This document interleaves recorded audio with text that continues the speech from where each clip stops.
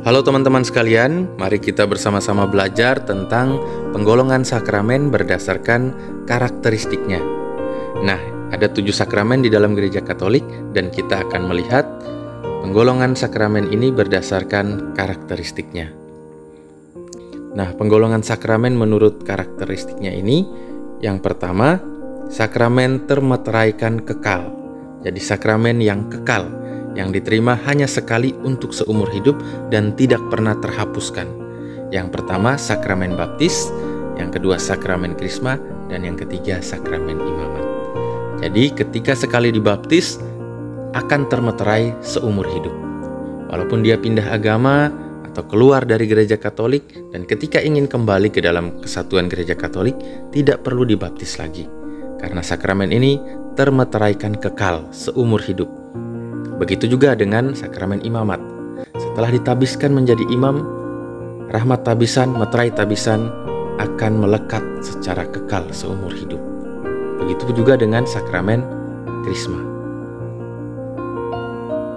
Yang kedua, sakramen yang boleh diterimakan berulang-ulang, yaitu sakramen ekaristi, sakramen pengakuan dosa, dan sakramen pengurapan orang sakit. Nah, sakramen ekaristi tentu kita sadar bahwa setiap hari Minggu, bahkan setiap hari kita bisa mengikuti perayaan ekaristi dan menerima tubuh Kristus. Begitu juga dengan sakramen pengakuan dosa. Ketika merasa diri dalam keadaan dosa yang berat, maka dengan segera datang ke imam untuk menerima sakramen pengampunan dosa. Dan kapanpun, di setiap saat, dimanapun kita bisa menerima sakramen ini. Nah, yang ketiga, sakramen yang boleh diterima kembali dengan satu persyaratan, yaitu sakramen perkawinan. Nah, sakramen perkawinan ini sebenarnya boleh diterima kembali, namun dengan syarat pasangannya harus sudah meninggal misalnya, atau dia telah melaksanakan proses anulasi, dan proses anulasinya pun telah disetujui oleh tribunal gerejawi. Yang keempat, sakramen yang kedudukannya sebagai puncak dari seluruh sakramen. Jadi bisa dikatakan ini merupakan sakramen segala sakramen. Sakramen yang menempati posisi tertinggi, yakni sakramen ekaristi.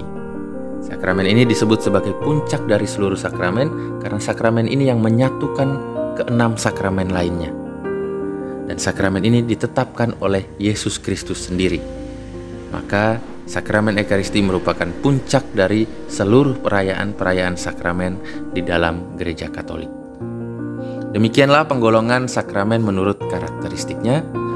Semoga memberikan manfaat dan pencerahan bagi kehidupan iman kita. Terima kasih dan Tuhan Yesus memberkati.